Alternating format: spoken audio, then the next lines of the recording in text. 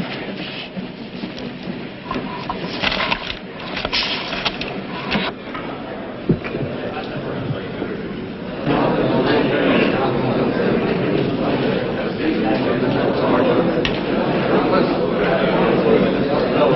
Ladies and gentlemen, you've heard the reports that enemy planes are approaching.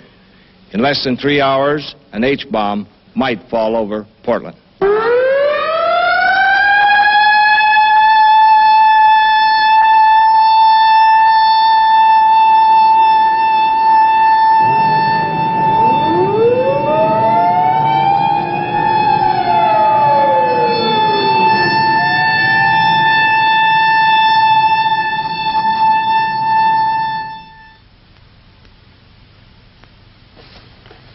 Like myself, I think you're going to be very interested in this story that we're going to tell you.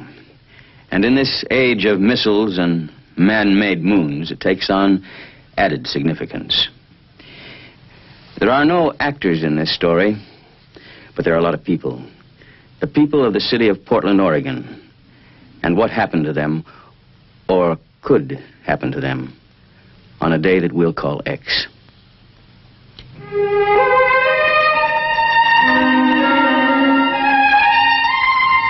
This is the land, between the mountains and the sea, between the snow-capped crater of Mount Hood and the Pacific. It's tall timber country. And this is the city, largest dry cargo port on the Pacific coast. And its people are friendly and rugged in the tradition of the Oregon Trail. The population, about 415,000, more or less about the size of Hiroshima. And this is what happened, or could happen, on a certain day called X. The sun came up at 6:31. Joe Fotev was there to observe and chronicle the event. The paper, Joe noted, was a little heavier than usual, but naturally he didn't stop to read the headline. And Mrs. Frank Stufel, Portland housewife, mother of 5, was concerned at 8:02. John, it's time to get up. You'll be late for school. Children late and coffee boiling. And with these problems duly appraised, she turned to the woman's page of the Oregonian, thus managing to avoid the front page, which, after all, contained nothing but scare headlines. The time is 8:27. Wake up, Portland. It's a wonderful day today. Stay tuned to KOIN for the best in music and news. And now, we continue our wake-up show with more transcribed tunes. At 8:36, the population of Portland increased by 1. Timothy James made his first comment at a local hospital and settled down to life in the 20th century. Like all communities, religion is important. The people, like its church architecture, are forward-thinking. At 9, a special service is being held. And at the busy port, at 9:18, Ray Matthews, a longshoreman, loaded scrap iron bound for Japan.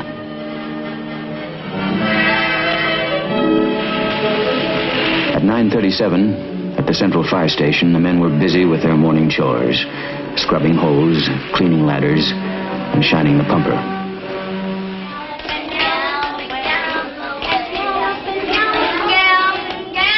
By 10 that morning, at the Harvey Scott School, the kindergarten class of Elsie McGlendon was much involved with the morning's activities. The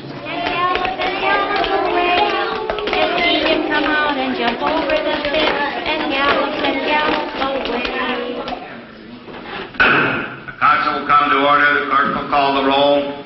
Bean, Booty, Bowes, Earl, Schrunk. And the twice-weekly meeting of the city council was much involved, too. A matter of sewer maintenance was one of the problems up for discussion. At police headquarters, the messages at 10:31 so far indicated 2 cars stolen, a drunken disorderly. An average day in an average American city. Number 126, stolen auto 1425 Ash, 10-4. 126, cat in a tree, 14 in Ankeny. Except this day. This day is the one called X. Attention all stations, emergency. This is an air raid warning and Conrad radio alert. Repeat. This is an air raid warning and Conrad radio alert. Enemy aircraft are over the Aleutians. Stand by for warning time.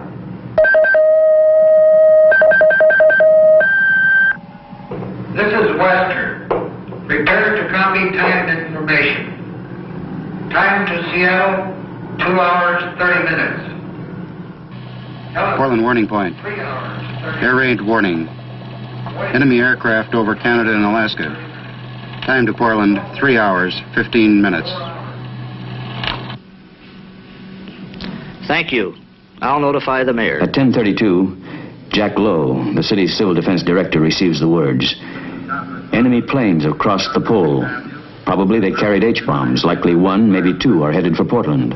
The mayor is alerted. Clerk, gentlemen of the council, I've just received information that enemy planes are approaching this area. I've just authorized the sounding the evacuation signal. The council will be in recess and we'll immediately reassemble at the Emergency Operations Center. And so this day called X, which began in such an ordinary way, is no ordinary day. At 10:35, the banshee wail of the siren echoes the warning, and the city prepares for survival.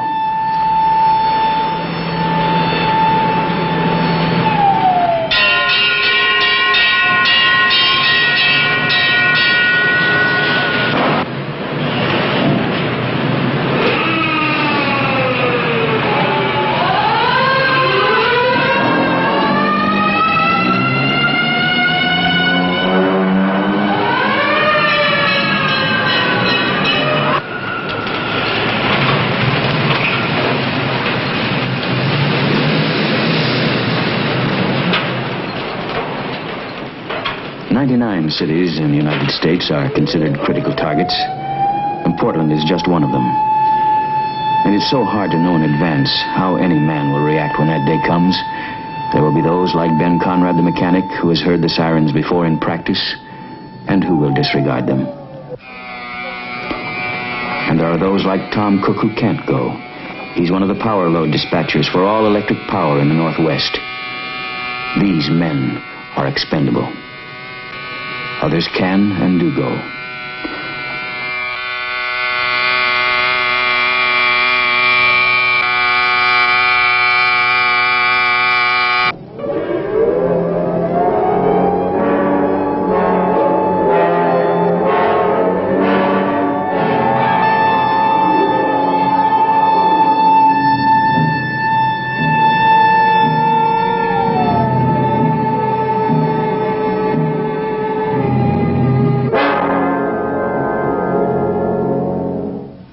The time is 10:47.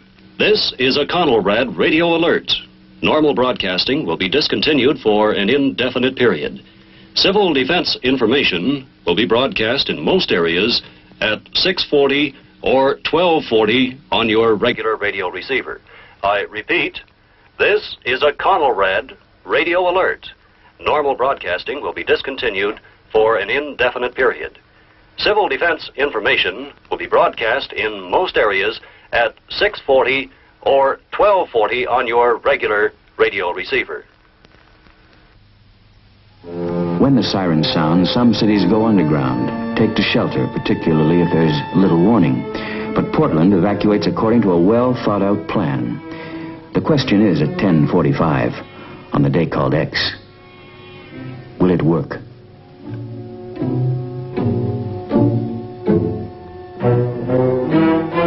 Quietly, without panic, the city organizes, becomes mobile the best it can.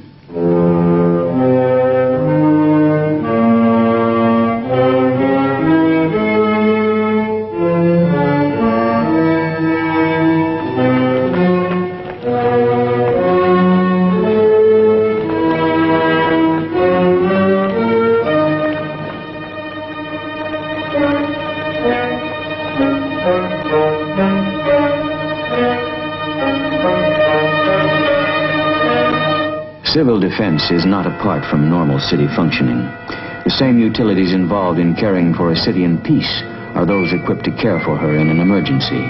And when the siren sounds, each man knows his responsibility.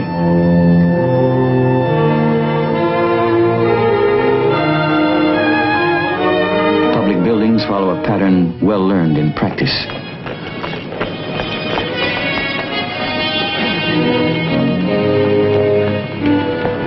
The idea, to move out of the city, to move fast, but with caution.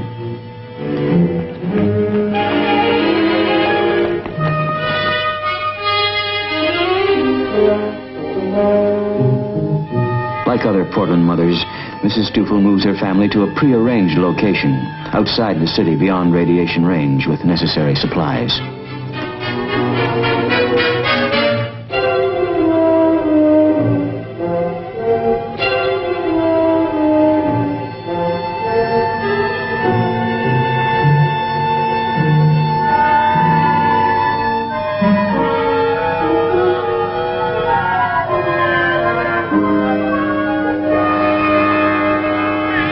James and his mother go for an unexpected ride in a moving van in his first day of life.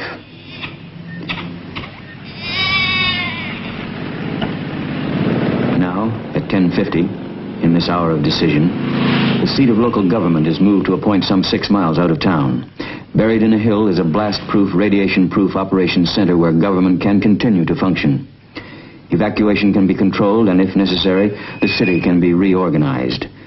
The Portland plan revolves around the local government with Mayor Terry Schrunk its head. Government must survive if its people are to survive.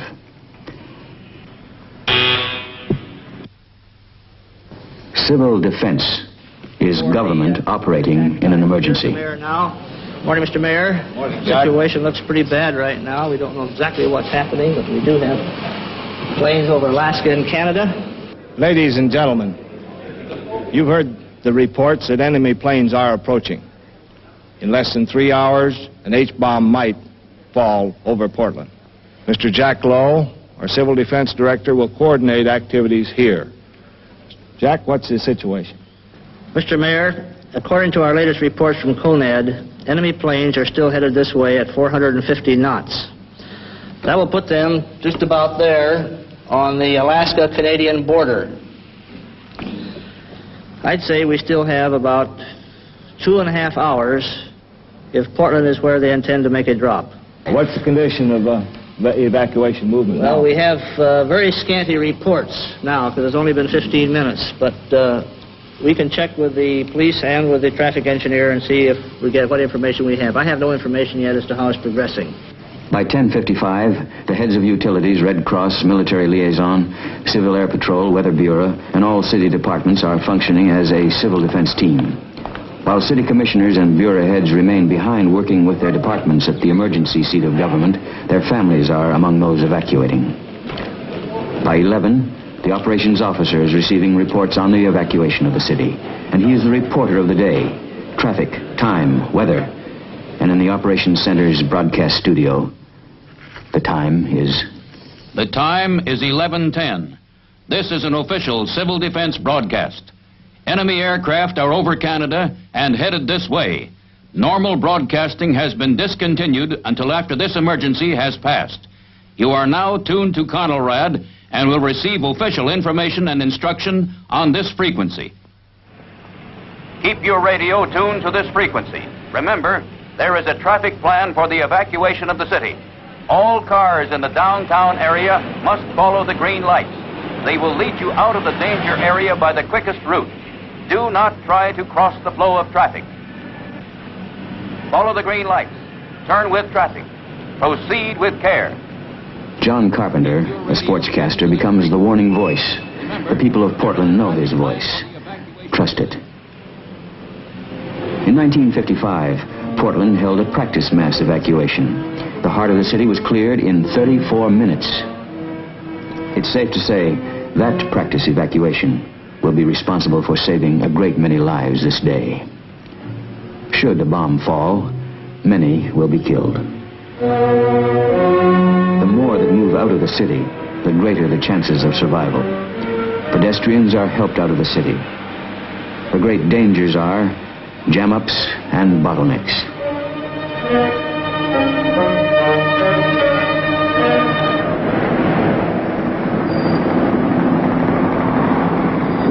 city, a police helicopter reports traffic movement to the operations center. Copter 1 to dispatcher. Copter 1 to dispatcher. Copter 1, go ahead. Barber and Slavin traffic moving very slowly, bumper to bumper. Suggest 1 or 2 lanes be diverted east on Hamilton. Over. 10-4, 1131. And at 11:32, at the operations center, Police Chief Hillbrunner receives a suggestion, and with traffic engineer Fred Fowler, he works out a way to divert traffic. Motorcycle policemen are sent to split the load onto a side road.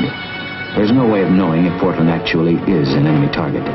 But with 3 hours of warning, and the time fading fast, it's vital that all roads lead to safety, that all roads be kept open, allowing people to evacuate from the potential target area.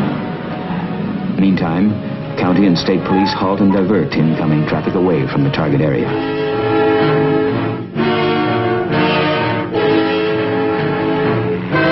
Should a bomb fall, fire and utility equipment must be available to move back into the city to restore services. And so trucks of all sizes, of all varieties, speed to points outside the city by a detailed plan.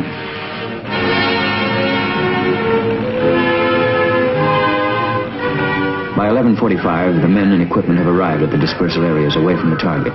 Auxiliary police and auxiliary firemen are also in action.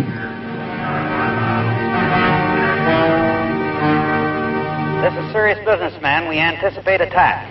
Secure your vehicles as best you can. Turn off the ignition. Put on the tarps on the fire apparatus. Take the radiation instruments with you. Move immediately to dispersal area. Move as quickly as you can to dispersal cover.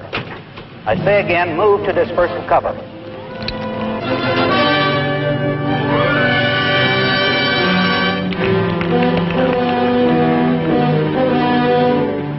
Around the dispersal area, in local public buildings, emergency kitchens are in operation.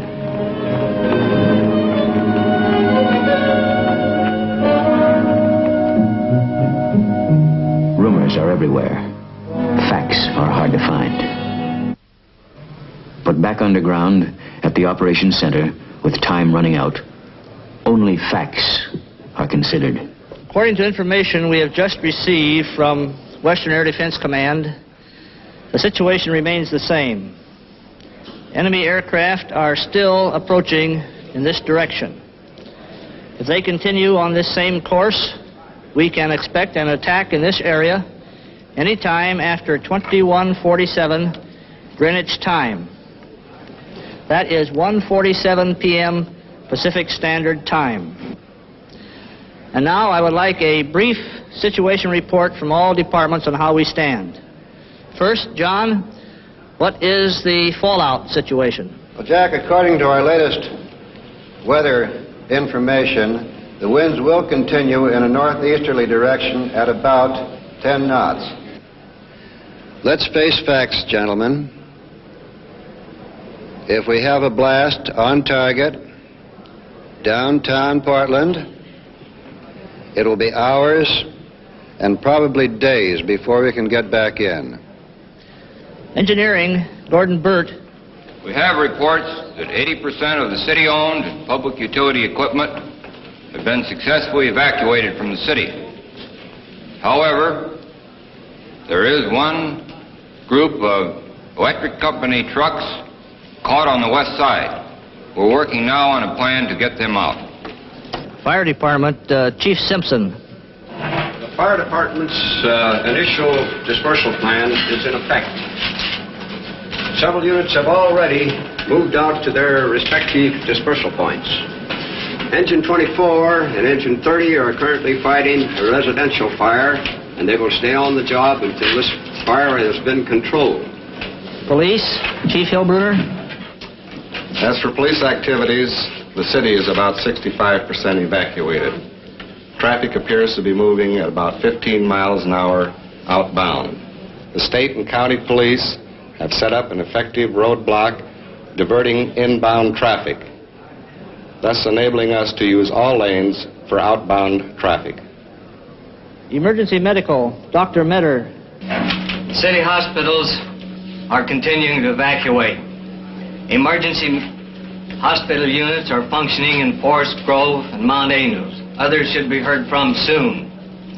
You might be interested in knowing that en route, one boy and twins were born. Gus Lang, welfare. As the reports continue, it is obvious that the Portland plan is working smoothly. Only 7 years earlier, Portland had no civil defense. It was then that the idea that civil defense was not to be separated from normal government evolved. And in 1952, a 1 mil tax levy to finance the plan was put on the ballot by unanimous decision of the City Council. After civil defense leaders went out and campaigned, the people voted to tax themselves to protect themselves. And later, the city charter was amended to assure continuity of government, so that in an emergency like this, should the executive branch become casualties, they would automatically be replaced by a legally established line of succession of other experienced city officials. The people, as now and after the emergency, are assured of continuity of their government. Schools report complete evacuation. There's no panic among the children. They've rehearsed this before. Reports from industries indicate approximately 90% evacuation. I think we're doing quite well. And so, at 1:25, with some 22 minutes till 0 hour, Portland seems to be doing quite well. Should a bomb fall now, city officials and city services will be able to carry on.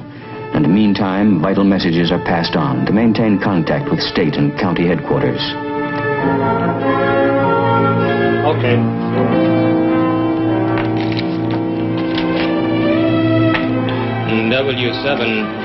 W7SAA from W7BS. Upstairs in this unique underground operations center, an emergency telephone system is functioning as the details of evacuation are reported and relayed. Part of the civil defense levy went to a comprehensive microfilming project supervised by Will Gibson, city auditor. More than 3 million documents and records that go back to the first handwritten city council minutes in 1851 have been microfilmed. Duplicates of laws and the engineering records without which the city cannot function are here. And so, in time of disaster, records are preserved. And now, with a moment to breathe, some can take time for coffee in a built-in cafeteria. It's time to talk of families which have been evacuated. And it's time to be alone and think of the future.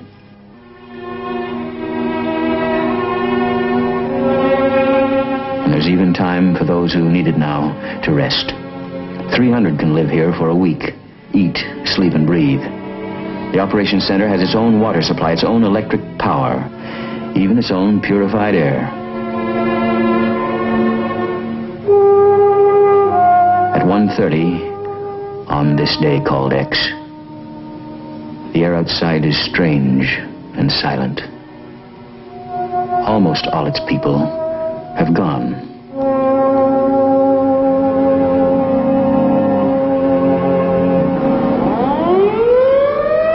And at 1:32, as directed by the mayor, the siren sounds once more.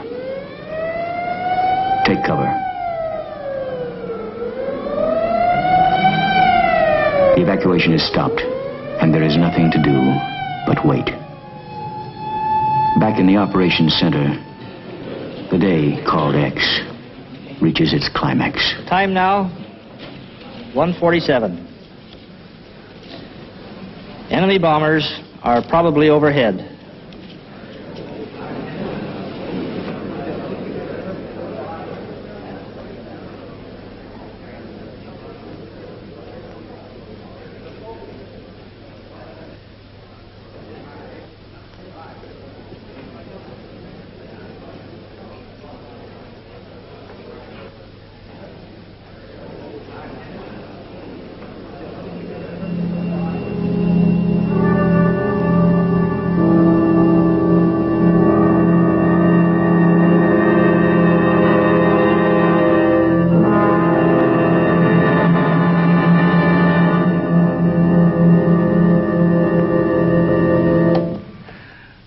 What happened after that moment, we leave you to contemplate.